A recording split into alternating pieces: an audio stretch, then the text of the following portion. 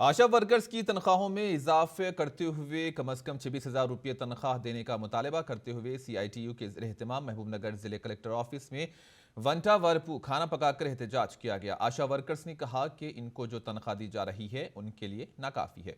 मसावी काम के लिए मसावी तनख्वाह के मामले में सुप्रीम कोर्ट के अहकामात पर अमल करने की इन्होंने मांग की है। आशा वर्कर्स ने कहा कि हुकूमत अगर उनके मुतालबे को पूरा नहीं करेगी तो एहतजाज में शिद्दत पैदा की जाएगी।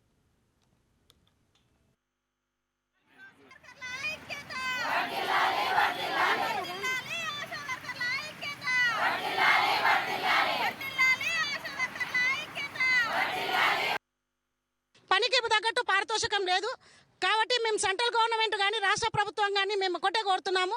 మాకు కోర్టు తీర్పు ప్రకారంగా ప్రతి ఆశకి 26,000 రూపాయల వేతనం ఫిక్స్ చేయాలి। అలా కాని పక్షంలో ప్రతి ఆశా వర్కర్కి పనిని బట్టి పారితోషికం అన్నప్పుడు అదనంగా ఏ పనులు చేపిస్తున్నారో దానికి పైసలు ఖచ్చితంగా చెల్లించాలి। లేని పక్షంలో ఈరోజు జిల్లా స్థాయిలో జరుగుతుంది, రేపు రాష్ట్ర స్థాయిలో కూడా పెద్ద ఎత్తున చేస్తామని చెప్పి ఈ సభాముఖంగా తెలియజేస్తున్నాను। 26,000 कंपलसरी 100% हमारे को सैलरी बढ़ाना है, फिक्स्ड देना है, देना नहीं देना है पूरा। काम भी ज़्यादा है, काम भी कम कराना बोल के हमारे से जो पैसे देते वही कुछ काम करते हम लोग। कोई भी आंदो मगर एज बात करते हमारे तो कितने भी दिन रहें दो इधर ही रह के स्ट्राइक करके रहते हम लोग, एक 10 दिन भी रहेंगे। मगर ఈరోజు ప్రభుత్వం వాళ్ళతో వెట్టి చాకరీ చేయించుకుంటుంది తప్పిస్తే వాళ్ళకి రావాల్సిన వేతనాలకు సంబంధించింది కానీ వాళ్ళకి రావాల్సిన హక్కుల గురించి ప్రభుత్వ అధికారులు ఎక్కడ కూడా పట్టించుకున్న పాపన పోలేదు।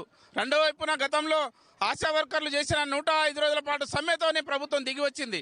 ఆ సందర్భంగా స్వయాన కేసీఆర్ గారి ఆశా వర్కర్లందరినీ కూడా పిలిచి ఈ రాష్ట్రంలో ఉన్న ఆశా వర్కర్లందరూ కూడా 8,500 ఆనాడు ఇస్తామని పత్రికా ముఖంగానే అందరికీ కూడా ప్రకటించడం జరిగింది।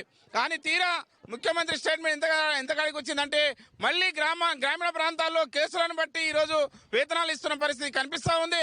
అందుకనే CITగా మేము చెప్తా ఉన్నాం, సుప్రీంకోర్టు తీర్పును అమలు చేయాలి, సమాన పనికి సమాన వేతనాలు ఇవ్వాలి।